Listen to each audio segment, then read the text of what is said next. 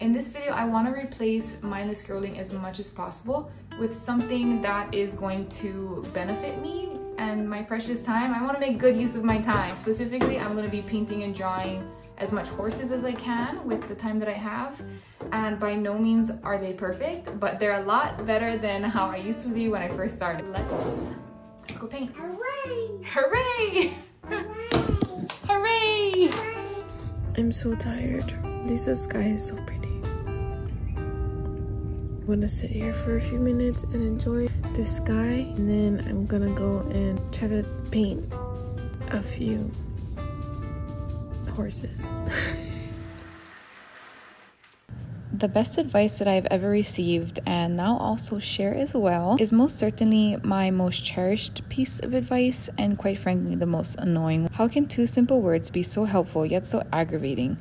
Anyway, for me, I always go for simple, as it's usually the best way to go about literally anything, in my opinion, of course. I find peace in simplicity. It gives me clarity of thought, confidence in my decisions, and simplicity provides me an environment where I can be comfortable with that first step. So here's that great annoying advice, and don't shoot the messenger, just start. You see how that can be so frustrating, but it's applicable in so many ways that it's usually just what my consciousness grabs onto first when I need a little boost to get me going. Because of its simplicity, it's easy to grasp. It evens out the playing field in your mind for you to do anything. No matter what it is I need to accomplish, I can just say, just start. Take that first step, and then you'll see that it can be applied to whatever it is that you want to do. Because if you want to do anything, you need to just start. Okay, now I'm like up. It's almost time to make my coffee. The baby is still sleeping, so I'm very happy about that. Today's spread, it's been about an hour. Considering I haven't sketched with graphite in a very, very long time, I'm actually quite happy with how this turned out. This is 1 hour, so I'm not gonna push it, and I'm gonna call it a day, call it a morning, and I'm gonna move on to something else. I realize I spend so much time on my phone. 4, 5, dare I say 6 hours on my phone a day. Seeing that little screen time info literally repulses me. I'm not on my phone for 6 hours straight, but still, it's a collective total of the amount of time that I could be doing literally anything else. For a little context, I'm a stay-at-home mom with almost a 2-year-old, and I want to be as present for my kid as much as I can, which means I don't want her seeing me being preoccupied on my phone. I do tell her it's for work, but she doesn't understand that. So that means that screen time is being collected in the morning, during nap times, in the evening, before I go to bed. I found myself starting to not utilize the same advice I put on a pedestal, and instead falling into a habit that keeps me comfortable. I decided to practice what I preach and dig my heels in a bit and just start back up, really. But ironically, in order to create, I also need to consume. If I'm not staying consistent with posting to socials like IG or TikTok, I'm kind of like out of sight, out of mind. I took a break last year to go back home and visit family for a few weeks, and this really hurt my business. Given it's still a baby and I can't base my business success with analytics of less than a year, but it's still quite discouraging to have had such a steep drop in sales due to the lack of being on my phone. A lot of it, if not majority of my business sales, correlates to how much time I spend on my phone, on social media. So, the new mission, create more than I consume. In retrospect, I'm actually super grateful for the break in sales that gave me more free time to work on other projects and hobbies, or even just to not be stressed, not to feel the need to be on my phone.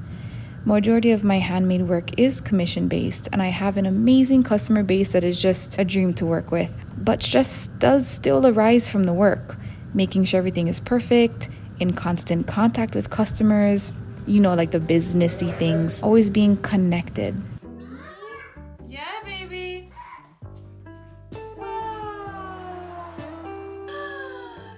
Thank you, baby. Oh, wow. Thank you for the flowers, Isla. My introverted self actually felt some relief to take things a little bit slower. And now I get to have time to reflect on things that I want to change in my day-to-day life, to improve on, to work at, and find ways that I can better myself to create a more sustainable routine to create, so I don't get maybe overwhelmed and fall back into the comfort zone of just mindlessly consuming. I don't know what day this is in my little vlog here, but I'm trying to keep my composure as I continue with whatever else I'm gonna do, because I let Isla put the coffee grounds in the coffee today. I let her scoop it, and she thought it'd be funny for the last two to do heaping scoops of coffee. So now I'm flying on a caffeine high. And I'm not gonna get mad about it. I'm just gonna embrace this. My mission is to take what I consider a baby step to creating better habits for my day-to-day life that will give me more joy and less despair or a feeling of regret from wasted precious time. I certainly still consume. I'm not going to just cut that out completely. But what I wanted my goal to be is to replace mindless scrolling with the things that I will actually have that will help me improve myself and reach my overall goals. For as long as I can remember, probably since I left the womb, I have always loved horses. Obviously, if you look at my stuff, it's all equine. And I've always secretly dreamed of being an equine artist, but I suck. So here, I'll just share really quick on like the progression of my art. I started in 2020 of drawing. This is my dog Gus. This is one that I actually just did today as a sketch. It's not perfect, but you can clearly see the difference. I can remember drawing this. Probably took me like an hour. This took me like 10 minutes. It's really crazy to see like how you can progress if you just keep consistently showing up for yourself. These are my horses. They're so scary looking. This one I'm so happy that I kept. Just some little doodles. So this is just like a little doodle sketch, but then so is this. If you just keep staying consistent and showing up for yourself, you're gonna see the progress. And if there's one thing I can recommend is keep all of these. These are like little scrap pieces of paper that I was gonna throw away, and I'm so happy I kept them because now I can like look back and see how far you've come and the potential that you can keep progressing. You just keep staying consistent, you will get better. So you just gotta suck a little bit first. Every time I picked up the pencil and sketched a little pony, it was extremely discouraging.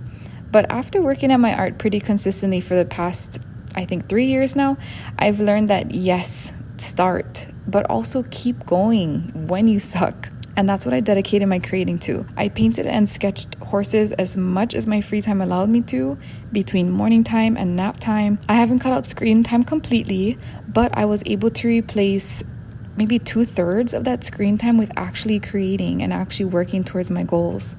Funny thing is that I made sure to record the process for you, spending hours to edit it, just for you to consume this video about creating and not consuming. It's like a weird, I don't even know how to explain it. I don't know the word to describe it, but like irony, I guess. I don't know.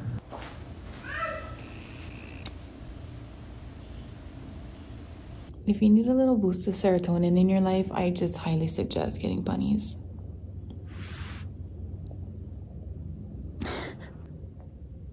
I'm going to get a little sciencey real quick. Shout out to my favorite podcast, Huberman Lab, for providing the knowledge on this. And this is obviously in my own words, like regurgitating information that I've heard. So we're all like little dopamine robots, and the dopamine reward system is interesting. There's of course levels to amounts of dopamine rewarded during certain activities. A delayed dopamine release, like one that you really have to work for, is so much more rewarding than the one that's easily achieved. We, and I say we now because if you're still here, then you probably relate to what I'm saying and will relate to what I'm going to continue to say. I know I'm not the only one that has this problem, but we can get so sucked into the habit of something that gives us a small bit of dopamine that the more time lapsed into this habit, the harder it is to get out. In keeping with this consume versus create theme, it's mindless social media consumption. Our brains are literally addicted to our phones and to scrolling and looking for the next best thing that will make us laugh or cry or worse, fear. We get used to being comfortable, just sitting there on our phones looking for that next little dopamine hit. The next thing you know, that's what you're filling your day with, or every free time that you have with. You know, that free time that you may have to work on yourself or your goals. And every day that goes by, it gets harder and harder to break the habit. Because we're so comfortable, it gets harder to get out of that comfort, that safe space. That just won't get you anywhere. And it will just continue to hinder your abilities of being able to just start. So now I'm going to challenge you to challenge yourself. If this resonated with you, great. You have it in you to be able to make that one step, that first initial move that will provide you with more opportunities to be a better version of yourself. Assuming you're replacing a bad habit with a good one, that is. I'm not saying that one challenge is going to change your life, but it damn sure could be the good one that gets the ball rolling in the right direction. Sometimes just taking that first step isn't always clear, nor does it always have to be physical. Your first step in making a change, starting something new, working towards your goals can just be the mere thought of it. Nothing happens until it is a thought, right? So I think it's safe to say that the first step of doing anything is a thought, is thinking about it. However, don't dwell in the thoughts too long. And I should take my own advice because I always do that. The start is never clear, and everyone's path and first step is going to look so different. For me, it was just picking up my paintbrush and putting the paint to paper to just get going. Then once the ball starts rolling in the right direction, you will feel amazing, trust me. That dopamine release from actually really working hard at something will be amazing. You will only grow more confident as you continue each step. Sure, there's going to be setbacks, but don't stop, even if you suck. Keep going. Next thing you know, you're going to create better habits for yourself that make healthier choices easier. We are all creatures of habit, so make them good.